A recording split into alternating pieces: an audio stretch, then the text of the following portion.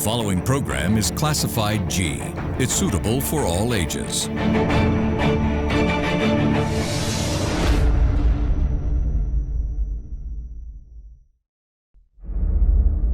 We would like to remind our viewers that the views expressed in this program by our participating guests are solely viewpoints of them who take part and does not reflect the views and beliefs of the Derana Media Network. This is an opinion-based program.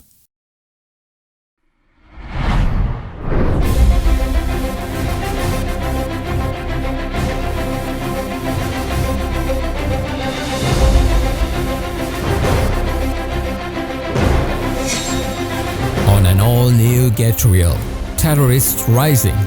A recent incident in Pakistan where a group of Islamic extremists brutally killed a Sri Lankan has rung an alarm bell to the whole of South Asia, alerting of a possible rise of new extremism in the region.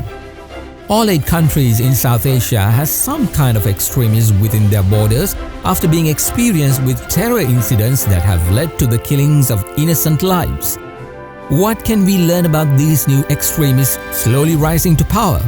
Some have masterfully infiltrated a country's political system to exploit its democratic values to uphold its belief. In contrast, others have outright taken up arms hoping towards a military takeover. What should Sri Lanka be focusing on?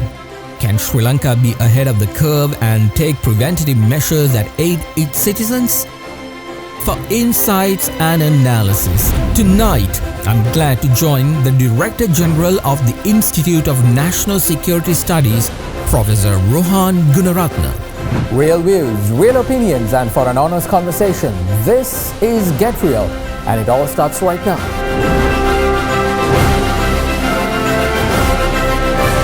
From Studio 24, with opinions that matter, it's time to get real with Mahieash Johnney. And a very good evening to you, and welcome to another Monday's episode of Get Real, where we continue to talk about issues facing everyday Sri Lankans. Well, tonight we are shedding the light on our security. It's more than 2 years since the brutal coordinated attack by Islamic extremists in Sri Lanka on the Easter Sunday, and close to a month since the brutal murder of Sri Lankan in Sialkot, Pakistan, again by Islamic extremists. I'll have a conversation with Professor Rohan Gunaratna, the Director General of the Institute of National Security Studies in Sri Lanka, in a moment.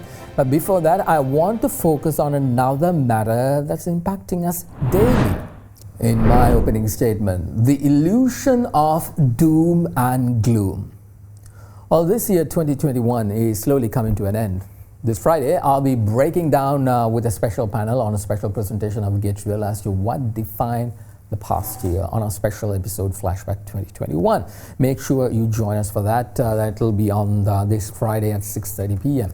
Now, most of you would have your take on the year. For some, it would have been an excellent year, much better than 2020, and for others, well, a challenging one. We just finished celebrating Christmas, and if we are to believe what is said about this country on social media, on mainstream media, on radio, or in the newspaper, or even on our 6:55 news bulletin, well, then this country has to be in the gutter.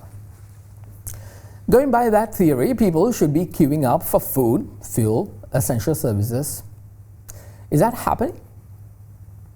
Well, that's precisely what the Clown Clan and the opposition tries to do on a daily basis.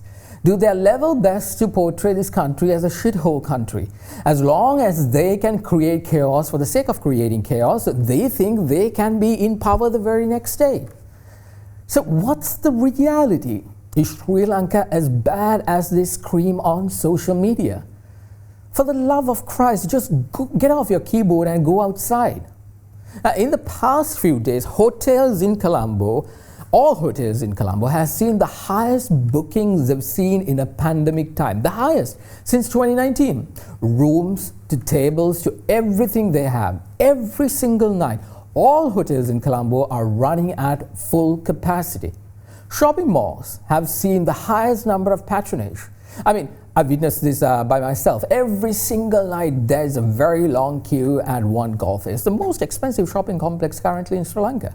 And no, they are not queuing to beg for food, but to go inside to have fun. Shopping malls have now become like exclusive clubs where there's always a long line filled with people hoping to get inside to just have a bit of fun. All tourist destinations in the country, Nuwara, Kandy, Anuradhapura, Sigiriya, are filled with people excited to enjoy life and get on with theirs. People are spending their money and enjoying themselves despite the tough times, because for most in this country, the doom and gloom portrayed by the media on social media on every single channel, including ours, and the jokes cracked by the clowns at the opposition, they don't believe a single word of that. They just want to enjoy life. I mean, ask yourself how many parties or outings or weddings, for that matter, you've been part of in the last few weeks. However, there's a bunch of losers, in my opinion, sitting at home, hammering away on the keyboard, thinking as long as they portray a terrible visual of Sri Lanka's image, saying no dollars, no food, no this, no that. Of course, they don't have those because they have not been able to achieve anything in their life. So for them, yes, negativity rules the day.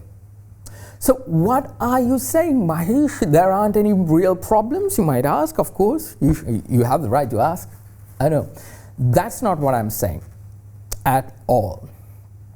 Problems will continue to be there until the end of time. That's a fact. From the very first day Adam and Eve was created, if you believe in the story of creation, they had problems. It's not about having problems, it's about what you do to solve them. There's an awesome quote by Matt Damon in the movie The Martian, really good movie, where he says, in the end, to a bunch of students, if you remember this movie, he says, you just begin, you do the math, you solve one problem, and you solve the next one and the next one. And if you solve enough problems, you get to come home. Yeah, Sri Lanka has an economic problem, one big massive issue right now which will impact our ability to exchange with the world. We do have a big problem about our food cultivation due to the lousy picture painted about a good thing. Due to erroneous actions of a few recently, we even had problems with our gas products. But the question is, are people there who's up at the helm working on solutions for them? And the answer is yes. And that's what matters. And if they are, then you got to put your best foot forward and walk with your head held high. Because having a mind of negativity will never get you anywhere in life.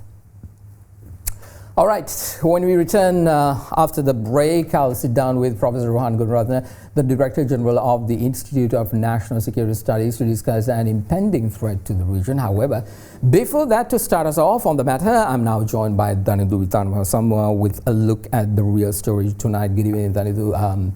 Good to see you once again. I hope you had a good break during last week, enjoying the festivities around Colombo. With regard to the regional issues in terms of extremism, what exactly is your focus tonight? Good evening again, Mahieash, and yes, it was a good break that the entire country deserved. The focus for the real story would be, I think we have spoken about this for quite some time, and it is going to be on this issue of extremism. And I believe you will go into details on that aspect within the program. But to give a context and to give the bigger picture, and thereby to give sort of like a standing for where the discussion can take place, that is where the real story really is focusing on. Extremism in the South Asian region has been a core point of concern in the recent past, given the push by the region to bring in investments, especially here in Sri Lanka. But what exactly is the situation on the ground when it comes to the spread of extremism? The economic challenges in South Asia in particular have been a complementary factor to the amelioration of certain extremist groups that in most instances consolidate to form terrorist organizations. This was quite evident when looking at the rise of the Taliban in Afghanistan, which had a historic context but gained traction due to rising poverty. The cause of the rise of extremism is multifaceted, and finding its source is a process that has been studied for long periods of time. Most nations within the South Asian region have taken a strong stance against extremism, which is an effort that has been pushed for by Sri Lanka's current administration. A good atmosphere for ideologies outside mainstream politics have been allowed to rise up given the pandemic's influence on global supply chains. In order to understand this, the recent past provides some very good examples, even within Sri Lanka, which was manifested through the Easter Sunday attacks. Prior to moving to any conclusions pertaining to the Sialkot atrocity, it should be understood that the city in question was not a primitive or less urbanized area. It was quite the opposite. The data released by the Pakistan Bureau of Statistics in the year 2020 identifies Punjab, which is the province Sialkot is within, to be the most literate province within the country. The city of Sialkot alone holds a literacy rate of over 78% as per 2020. In terms of living standards, it comes third, led only by Lahore and Rawalpindi from the entire country. Sialkot is an industrial hub within Pakistan, becoming the country's largest sports and surgical goods exporting hub. Sialkot has 1,500 major and over 10,000 small industrial units scattered around the city and its suburbs. This goes to show that the 19 square kilometer city is far from being a secluded area with no reach to modernization. It is in this backdrop that the supporters of the Tehreek-e-Labbaik Pakistan group conducted this heinous crime. It must be understood that just in October this year, Prime Minister Imran Khan had released over 350 supporters of the TLP as a measure in favor of the removal of the organization's ban in the country. Saad Hussain Rizvi, the leader of the organization, was also released in November. The murder of Priyantha can be considered as one of the first public acts of discontent after the TLP group is now consolidating its effort against the government. The leadership has gone on to urge the people to vote for them in the upcoming general elections. Unfortunately, the gravity of the act isn't displayed quite as explicitly as done by the Prime Minister from other parts of the government. The Defence Minister was seen making a form of justification of the act by suggesting it was the youth being emotional and shouldn't affect the long-term relations the TLP has with the government. Another catastrophic incident was the Taliban takeover of Afghanistan for the second time, first in 1996 and now in 2021. A number of important parallels can be drawn between the situation in Pakistan and that of Afghanistan. Prior to the Taliban, individual extremist groups under the name of Mujahideen were present around the nation. Given their internal conflicts and years of external influences, the only consolidated organization to bring a certain amount of peace to at least regional areas of Afghanistan was the Taliban, which began as a student movement in Kandahar.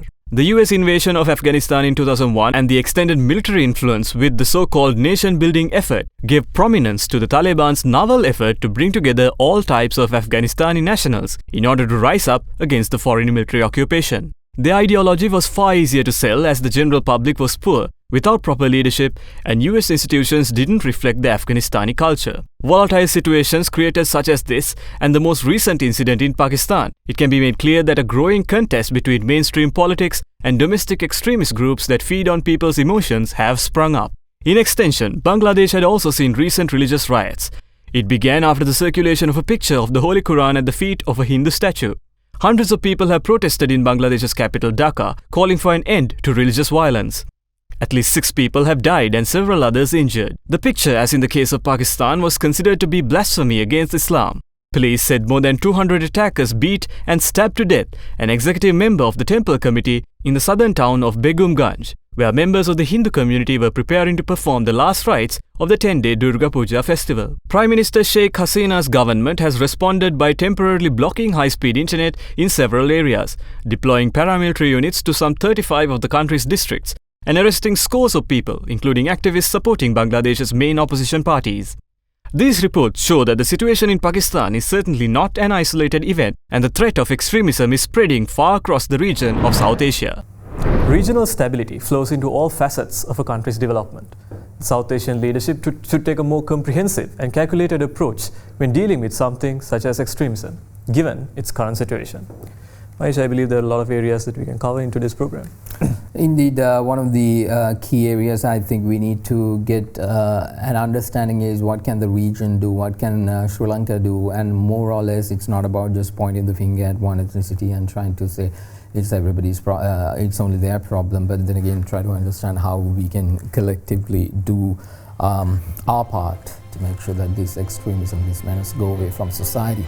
All right, Danidu, thank you very much. Danidu Tanavasan with a look at the real story there. Let's take a short commercial break. On the other side, Professor Rohan Gunaratna, the Director General of the Institute of National Security Studies in Sri Lanka, will be here.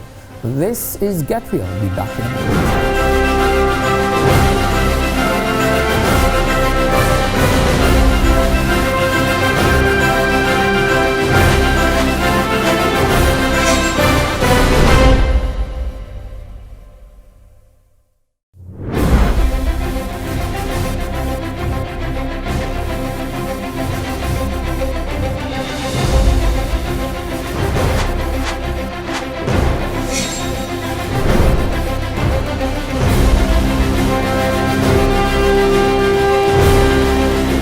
everyone to Get Real. Time now to get some context, understand exactly the issues we might have as we move on.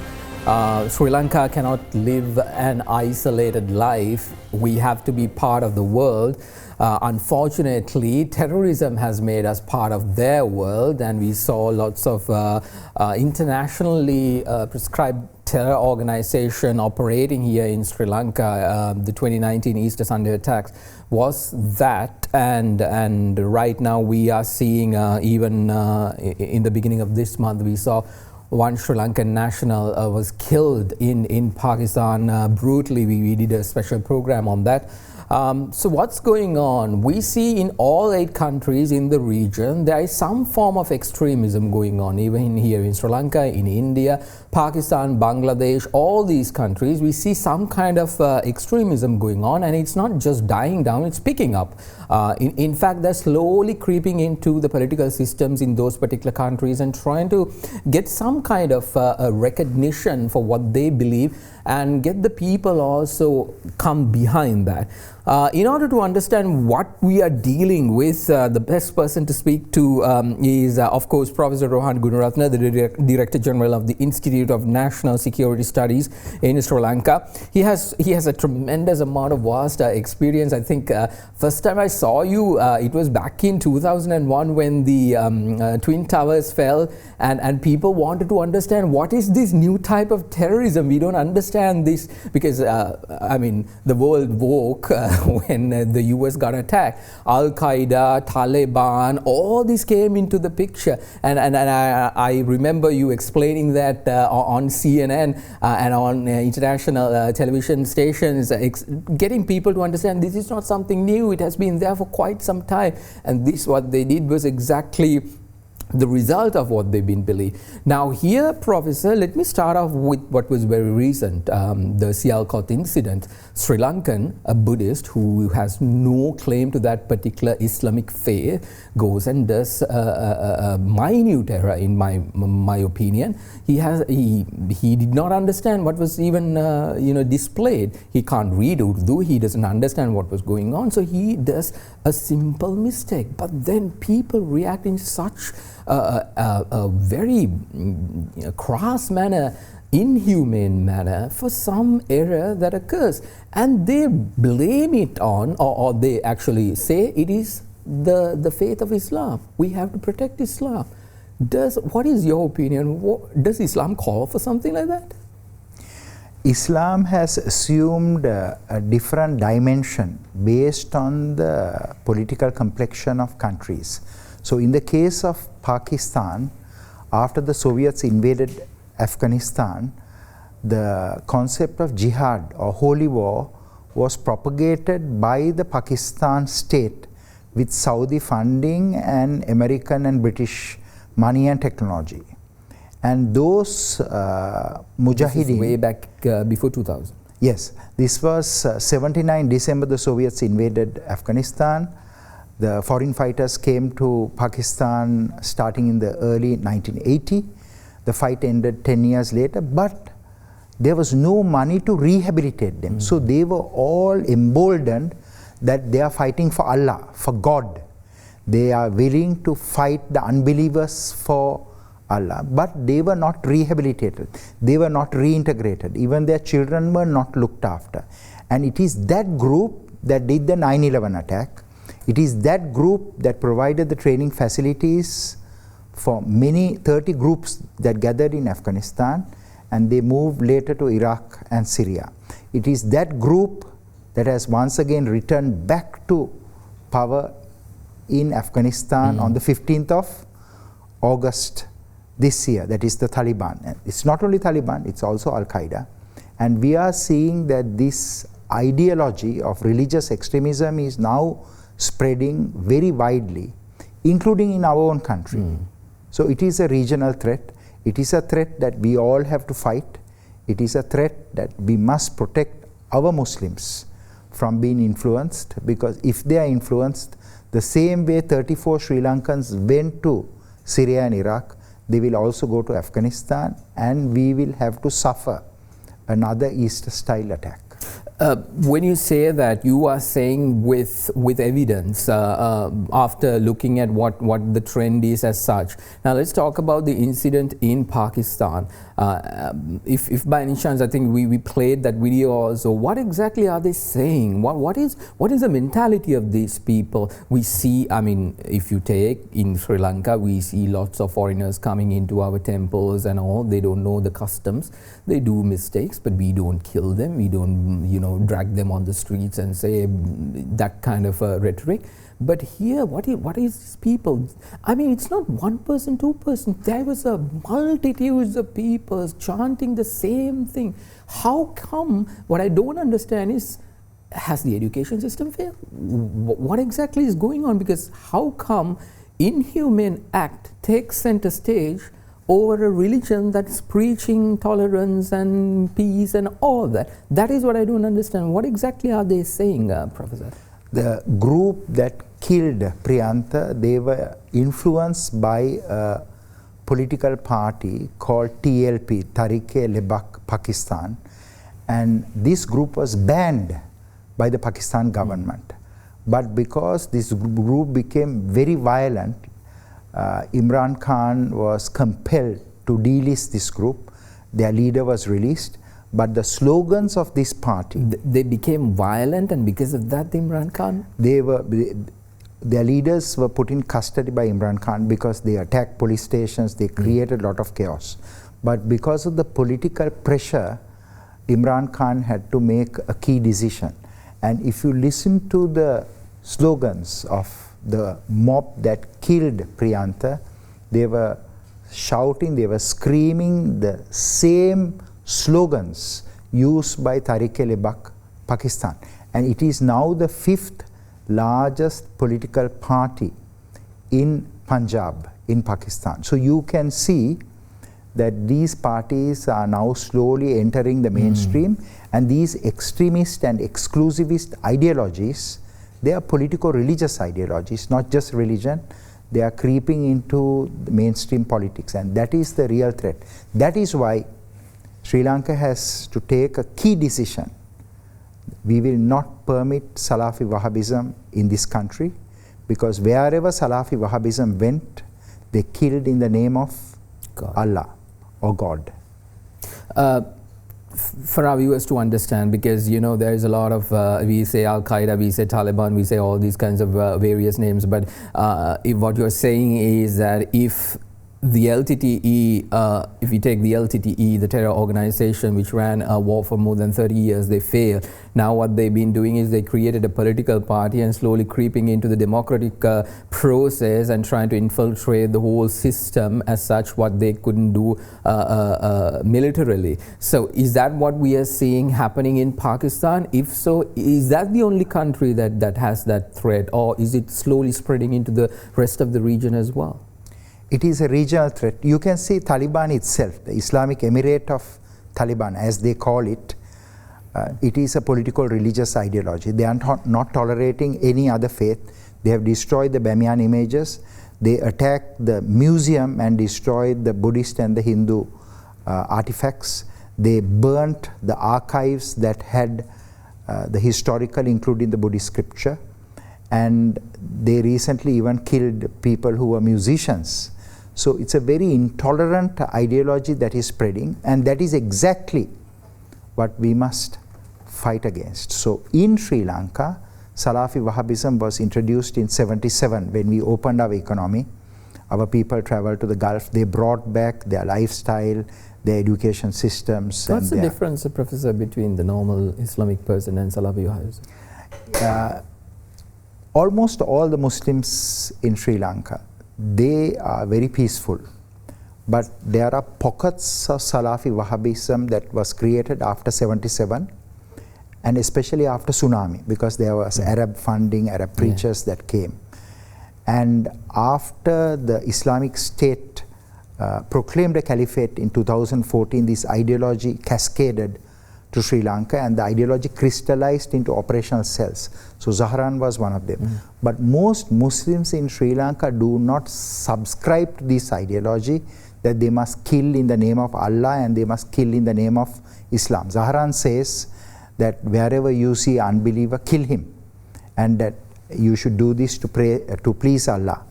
But I want to tell you that this is not the ideology of most Muslims in this country, because Muslims in Sri Lanka, they have lived in harmony with other religions for 1,400 years.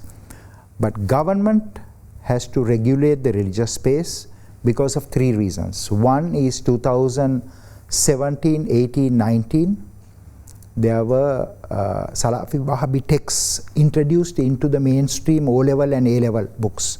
So Ibn Abdul Wahhab, Ibn Qayyim, Yusuf Qaradawi, all these radical preachers, their ideologies were introduced, including Abu Ala Maududi. So we have to remove all the content from our books.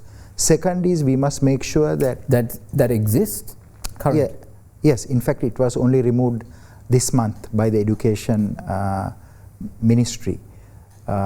Second is we have to make sure that no madrasa preach Salafi Wahhabism, and ensure that these madrasas, at least 1 hour per week, they have a presentation on Christianity, on Hinduism, on Buddhism, on Judaism, so that Muslims will understand that other religions are also great religions. So, and the third is we must not permit any Salafi Wahhabi preachers here. If they come, they should be immediately taken to custody and they should be investigated. And of course, we have to do this to deter others from coming, because there were 300 to 400 Salafi preachers, Salafi Wahhabi preachers here, and we should ensure. Are they still here? No, they were deported back, or they left. We should ensure that Sri Lankans do not go to Salafi Wahhabi madrasas or universities and study. They can go to Egypt and study, Al-Azhar University. They can go to Indonesia, Malaysia and study. They must not go to countries that kill in the name of Islam. That should not be permitted, because that ideology will come here if we do not take this firm step. The ideology can come through modern technology as well. Social media is a strong tool that the ISIS uses in order to further their cause. We've seen in America, in Australia, even New Zealand, people being recruited by ISIS through these kinds of messages that they distributed on social media. And we don't see social media companies around the world taking an active collective effort in order to ban those content. Either if they ban them on their particular platforms, they go to somewhere else. So that particular message is available. Do you think we need to do more as a government, not just make sure that those people don't come here, but maybe the education system really needs to take a stronger control of what they preach, and tolerance should have been taught in all these places of worship, and try to get people to understand that we are a multi-ethnic, multi-religious society, and one religion does not get the power over the other. There are about 12,000 extremist and terrorist websites worldwide. Most of those websites are hosted on US and European servers because they have freedom of speech and expression. But we must block those websites. But I am very pleased to share with you that our Justice Minister Ali Sabri is bringing a new law. Next month, the legal and policy framework will be presented to Cabinet. It's a law on online falsehoods and manipulations, because what we are seeing is that Muslim extremist groups, not only Muslim but even Buddhist, Christian, Hindu, Jewish, all these faiths have produced their own elements of extremism. They are manipulating their faith for political power. So this law will help Sri Lanka to identify and prosecute, investigate and prosecute those who are using the cyberspace, the digital space, as you said, to promote exclusivist and extremist ideologies that separate our people from one another. So I believe that we have to be much more decisive today in the cyberspace, because the terrorists are more active in cyberspace than in the physical space. Especially the young people who are being recruited and radicalized. I think in Zaharan's case also there's a lot of evidence which says that most of that was done through social media and that kind of content. Zaharan had 4 websites, and the websites were active until Easter attack. But under this new law, we will even be able to take action against social media companies after they are requested to take down various extremist content. If they are not going to act, government will be able to hold the executives responsible and take action. And this is not only a law that is special to Sri Lanka. The Australians have done it, the Singaporeans have done it, many other countries have done it to protect their own people from these extremist ideologies. These are active steps which we can take before the bomb blast or the attack occurs, and then try to figure out what exactly we should have done or we could have done. Professor Rohan Gunaratna, the Director General of the Institute for National Security Studies, is here. I'm in conversation with him with regard to the extremist elements that is pretty much rising in the region and what Sri Lanka needs to do. I want to get his take about Pakistan's government's response to this. Last Friday, they apparently had a debate in Parliament, and there was a motion passed condemning the whole act. But is that enough? Is that enough?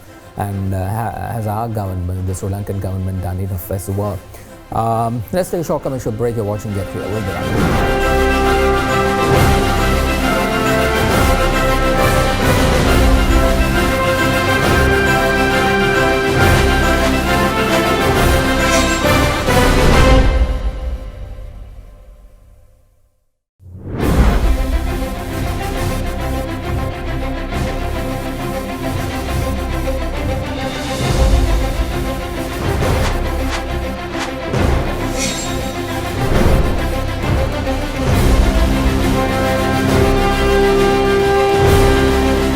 Everyone to Get Real. I'm in conversation with Professor Rohan Gunaratna, Director General of the Institute of National Security Studies here in Sri Lanka. We've been talking about extremism in the region and what kind of threats that might keep coming up, popping up, new ones. We need to be ahead of the curve. We cannot be sitting ducks on a daily basis. The government needs to take an active role to ensure that these kinds of extremist elements do not trickle down into our country, nor do we allow them to grow here.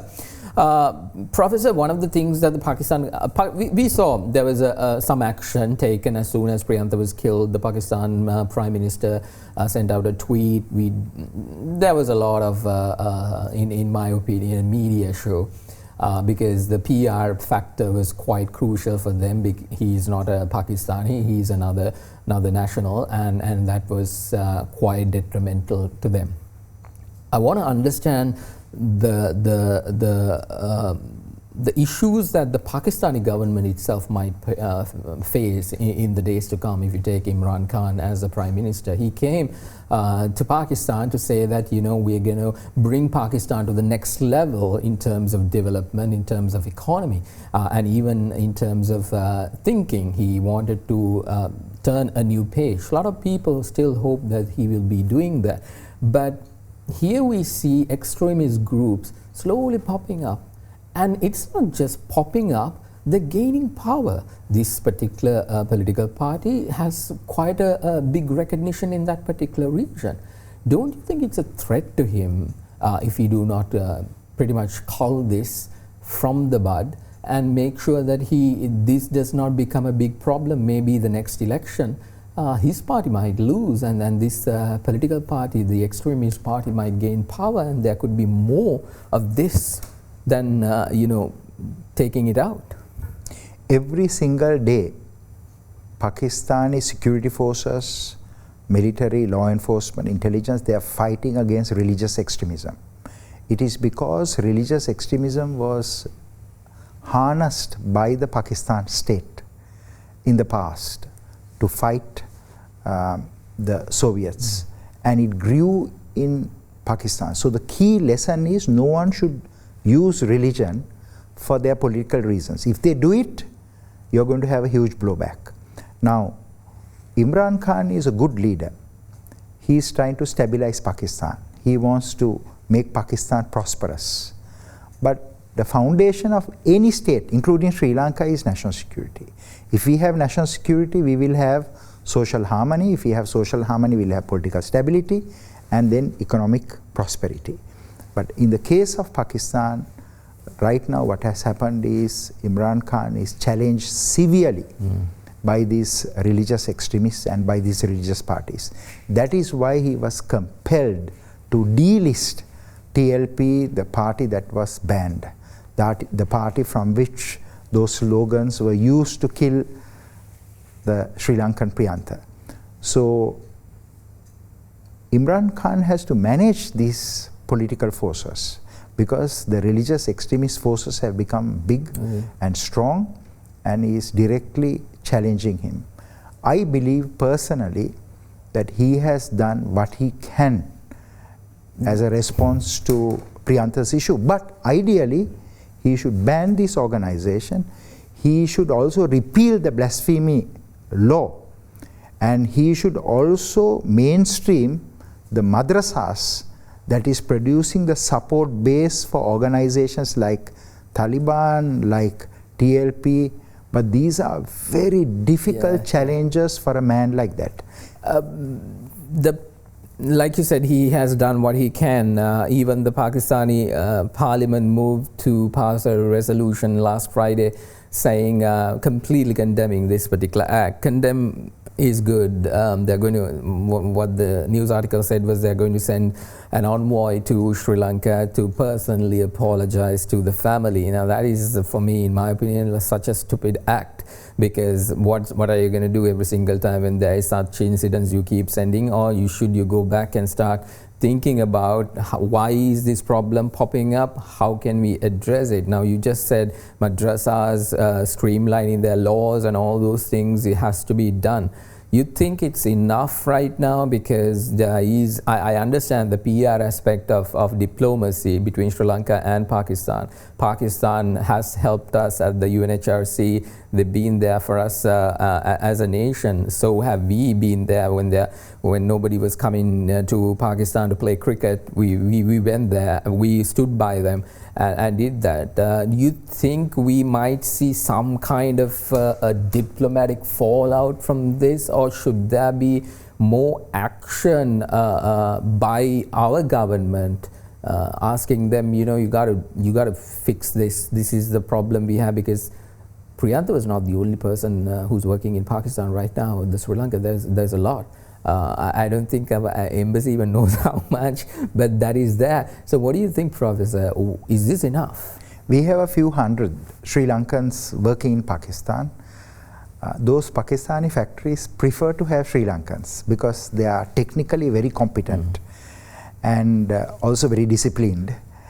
And I think that the bilateral relationship, as you said, is a very close one for many years. For instance, you remember when the Sri Lankan military was under pressure in Jaffna, the Indians said that they will give us the vessels to move our troops to the south. But General Musharraf said, I will send you MBRLs. And that was a turning point in the battle. So I think the Pakistan-Sri Lanka relationship is a very special one.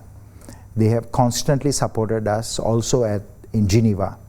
So I think that we should not allow one such incident to harm that cordial and trusted friendship that has existed for many years. But we must not make a mistake. By sending Sri Lankans to study in Pakistani madrasas the subject of Islam, because if they do that during vacation, they will go to Afghanistan and fight.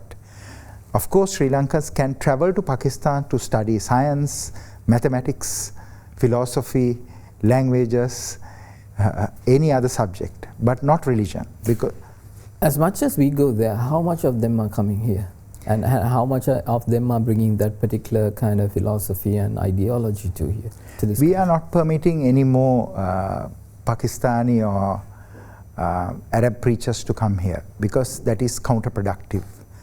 And I want to share with you that Zahran's group also had a number of people who were in Pakistan, but Pakistani government was very decisive. They have arrested them and they have taken appropriate action against them, because the security cooperation between Pakistan and Sri Lanka is very good. But you must understand that exclusivist and extremist ideologies are spreading in Pakistan, and we have to protect our community from having members of our community traveling to Pakistan and bringing back those ideologies. So as long as the Taliban is there in Afghanistan, I believe that Pakistan will be unstable because of those cascading ideologies from Afghanistan to Pakistan. We should help Pakistan during this period.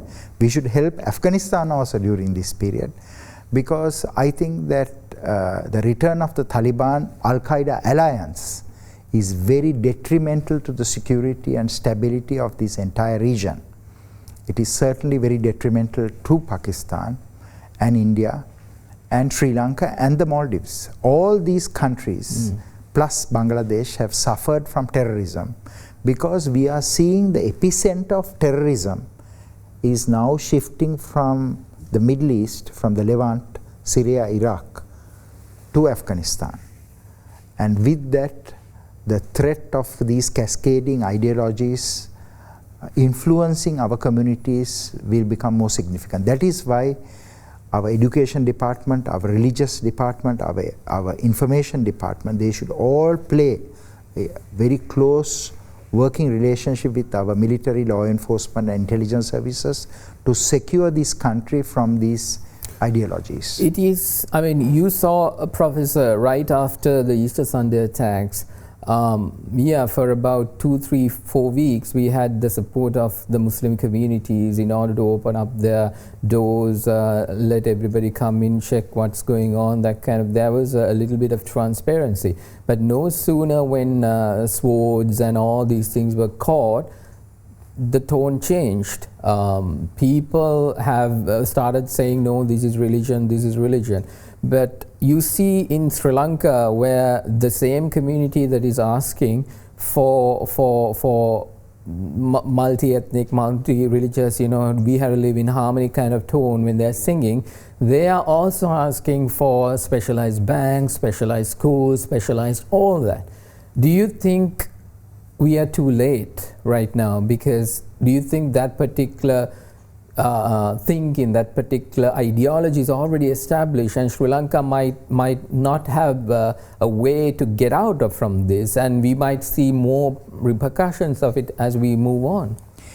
In 77, with the effects of Salafi Wahhabism here, the Muslim landscape changed. They dress differently, they eat differently, they school differently. So, but now there's a shift back to local and traditional Islam. They have once again started to celebrate Prophet Muhammad's birthday, and they have started to revive the beautiful form of Islam that enabled communities to live together.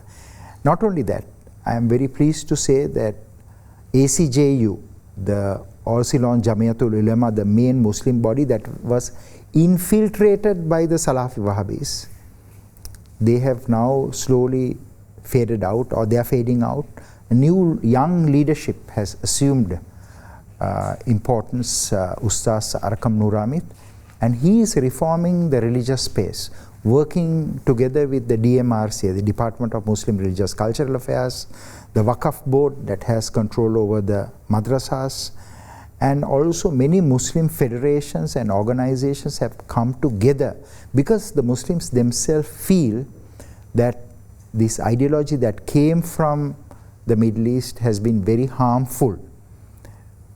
Because that ideology, the first law of Salafi Wahhabism is al-wala wal-bara, that is hatred to non-Muslims and love for Muslims.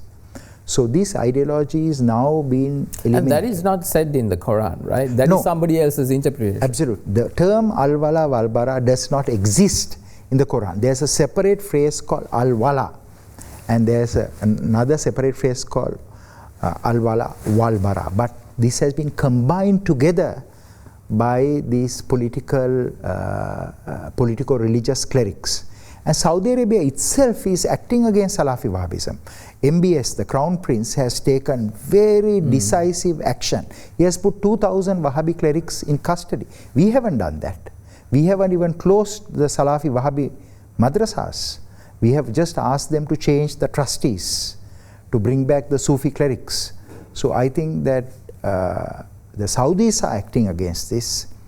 We would ask all countries where this Salafi Wahhabism spread to act, because wherever Salafi Wahhabism went, there was attacks. In Kathankudi, 160 Sufi homes and about 20 businesses were burnt.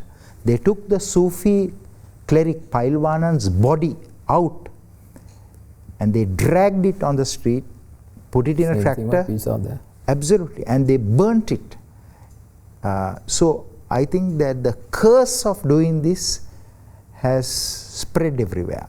So I think that we have to ensure that local and traditional Islam that existed in this country for 1,400 years is restored back, so that once again Muslims and others can live in harmony. That is also very important for the rest of the communities to understand that as well, that Islam, I mean, we tend to look at Islam right now because after the Easter Sunday attacks, after Priyanka's incident, the other communities, Christians, Buddhists, Hindus, they look at it as if, you know, everything that is occurring right now is Islam, which is not the case. If by any chance, if there is some other form which exists, I think it is also the responsibility of the people not to paint everybody in the same brush, and also it is also the responsibility of the Muslim communities to showcase and say, I mean, through action, not just through words, that I mean, this is not who we are, because that's what we expect. If we have lived for 1,400 years, then obviously we can.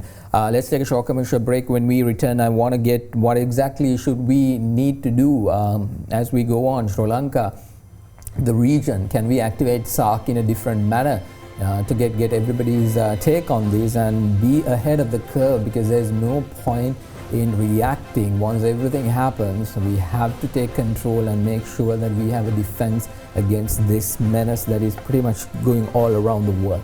This is Get Real. Let's take a short commercial break.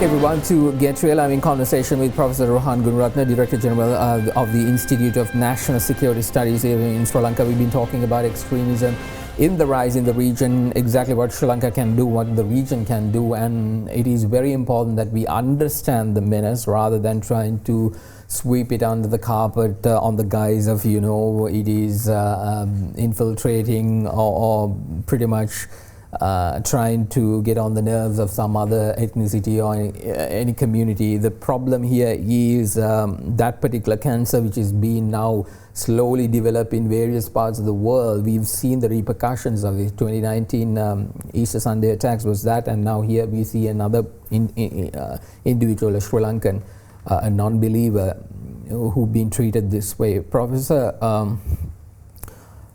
when we talk about, I mean, we have to talk about extremism in the larger spectrum. We can't be just isolating one particular religion and say this and that. We know there are extremist ideology in the Buddhist faith. It can't exist, but it does. So does in Christianity, so does in Hinduism. So all these multi-religious societies having little elements of extremism in their particular society. What do you see? How can we address this? One way is, of course, the education system, but our education system is so screwed. I don't think we will address it very quickly in the way we hope it would, what should we do? I mean, like looking at and understanding the remaining extremism, what should be the patch that we need to apply right now so we don't have another 2019 Easter Sunday attack on Sri Lankan soil? We have to do two things. One is we have to have a proper national education policy. In this country, there's no national education policy. Here we have a separate stream of Sinhala Buddhist schools. We have a separate stream of Hindu and Tamil or Christian schools. Then we have Muslim schools. We should have schools where all these children study together so that we will produce Sri Lankans. Now we are producing separate Muslims who are looking after Muslim interests, Tamils who are looking after Tamil interests, and Sinhalese who are looking after Sinhala interests. And I want to share with you that if we don't do this now, this country will have another bloodbath. Yeah. Because if there is suspicion, that will lead to prejudice. Prejudice will lead to anger, anger to hate, right? And hate into violence. It is inevitable. This is the cycle we have seen globally. Sri Lanka is not an exception. So our leaders should pay attention to this. And we cannot only blame Islam. Yeah. Although 70 to 80% of global violence today is by the political misinterpretation of Islam. But I want to share with you that other than Islam being misinterpreted, we also have a Jewish terrorism. We have a group called the Kakkahane group that has killed in the name of Judaism. We have a Buddhist group, in fact a few Buddhist groups, including Om Shinrikyo in Japan, where Soko Asahara recruited Tokyo University scientists to make VX, anthrax, sarin, and even deployed them. Then we also have Sikh groups, Babar Khalsa International. They killed the Punjab chief minister. They bombed Indian Airlines. Very violent organization. And we have several Christian violent groups also. For example, in Indonesia, there's a group called Lashkar Kristus, a women's wing called Brigati Kupu Kupu, Butterfly Brigade. They go and kill Muslims. So I want to share with you that we must have strict laws where politics should not enter the religious space. In Thailand, absolutely. In Thailand, the Thai constitution forbids any monk from engaging in politics. The monk will be disrobed. Police will investigate him. We should have a similar law in this country. Religion and politics do not mix. They should be kept apart. Zaharan was a Maulavi, cleric, but he entered the political domain, and you saw what happened. So it is imperative that we have the legislation, a Harmony Act that will regulate these dimensions. So that is another law we have to create if we want stability and security in this nation. Going forward, what are the risk areas you see at this moment? Because I being the Director General of the National Security Studies Institute in Sri Lanka, you all are studying this could be a problematic area, this could be some kind of another area, or are we getting a new version from abroad? What are the areas that you really, I mean normal Sri Lankans who's just out there, unknowingly they might be contributing to the spread of those kinds of extremism. What do you see, and what kind of things should Sri Lankans take in action these days in order to make sure that they don't fall victim to this, whether irrespective of what religion? Political separatism, that is fighting for Tamileelam using politics by radicalizing the Tamil community is one. So I would place, if you ask me to rank the threats, I will put separatism as a tier 1 threat still, because the LTT international network is still very active, and there are some Western countries that have given them a platform. Like Canada. They have passed a resolution in Ontario Parliament, New South Wales Parliament, Palermo also another resolution, and US Congress, and all these are done by LTT fronts overseas. This is... Is it because the LTT money is still very much active? LTT has very effectively used the money it used in the past to procure weapons, now to lobby politicians, and also they have used constituency pressure. That's a bigger threat. Or votes. So separatism I would place as number one. Second threat I would say is religious extremism. We have done a lot, the government has done a lot, especially after the current government came to power, but there's much more that needs to be done to secure our communities, especially the Muslim community, from these ideologies. But Muslims have understood this threat and they are working on it. Number three is crime. Organized crime, especially from Afghanistan, we are seeing using Iranian and Pakistani boats and people, they are moving drugs to our country. No longer are we a transit hub, we are a destination hub.